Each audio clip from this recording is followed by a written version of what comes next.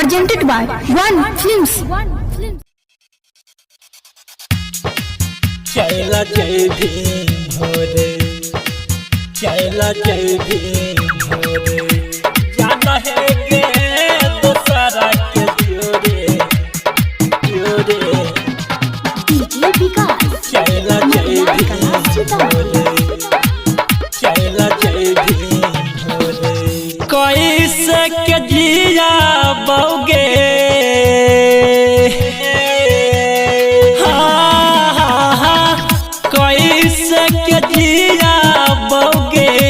याद में तोरे। चला जय भीम भोरे, चला जय भीम भोरे, जाना है गे दोसरा के जोरे।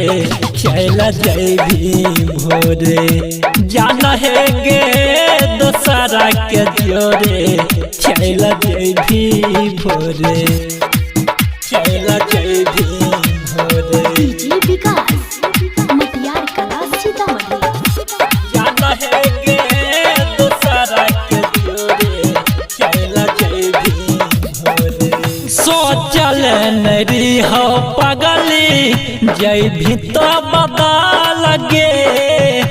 तब काहे कैलही गे बाबू हमारा संग छा लगे, हमारा संग छा लगे। सोचल नरी हो पगली, जय भी तो बता लगे।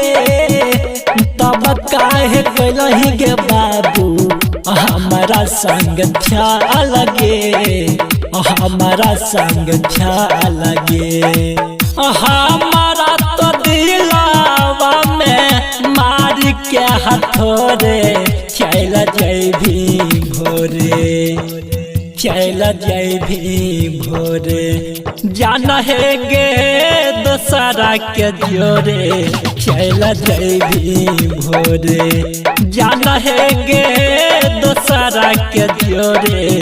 चला जय भीम भोरे, चला जय भीम भोरे। DJ विकास मटियार कला सीतामढ़ी। जाना है गे दोसरा के जोरे। चला जय भीम भोरे। पहिले त कहे रही छोड़बौ न साथ रे।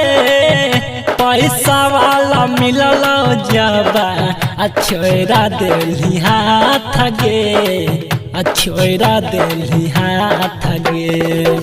पहिले त कहे रही छोड़बौ न साथ रे। पैसा वाला मिलल जबा छोड़ा देली हाथ गे, छोड़ा देली हाथ गे। संजीत साजन लागो, राइटर राकेश लागो, प्यार के गोरे। चला जय भीम भोरे, चला जय भीम भोरे, जाना है गे दोसरा के जोरे। चला जय भीम भोरे, जाना है गे दोसरा के जोरे। चला जय भीम भोरे। साक्षी रिकॉर्डिंग स्टूडियो सोनामुखी बाजार।